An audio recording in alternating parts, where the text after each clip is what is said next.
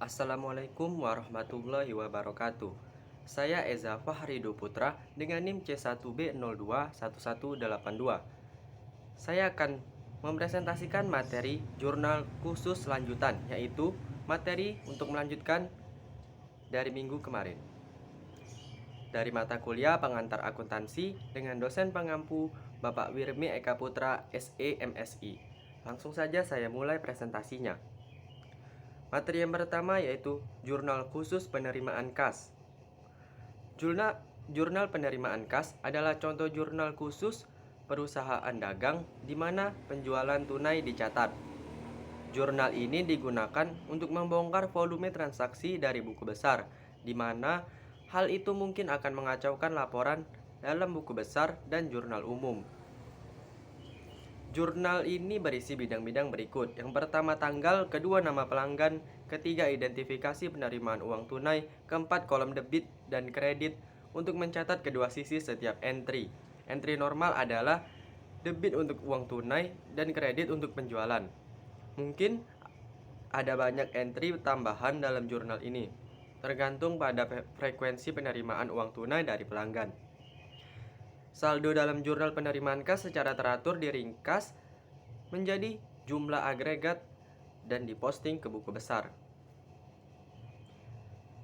Kemudian materi yang kedua yaitu jurnal khusus pengeluaran kas.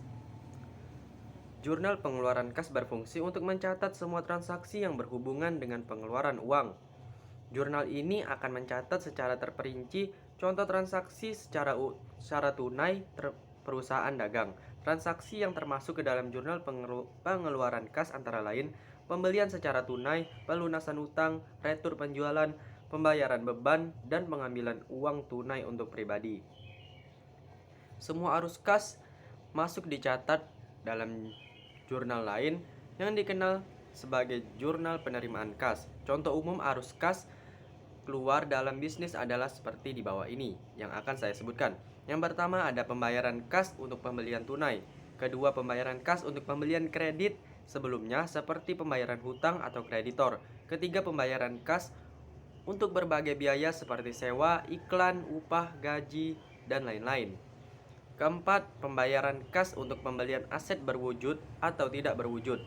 Kelima, pengembalian kas untuk barang yang dikembalikan oleh pelanggan. Materi yang ketiga atau yang terakhir yaitu jurnal umum bagi perusahaan yang menggunakan jurnal khusus, yaitu ada jurnal khusus memorial.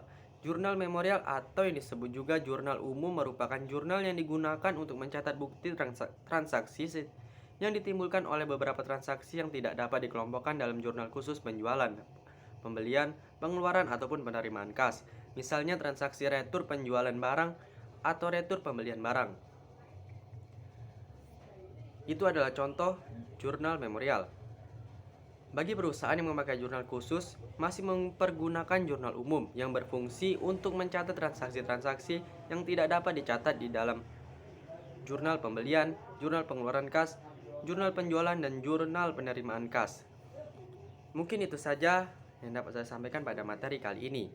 Lebih dan kurangnya saya mohon maaf. Saya akhiri. Wabillahi taufiq wal hidayah. Wassalamualaikum warahmatullahi wabarakatuh.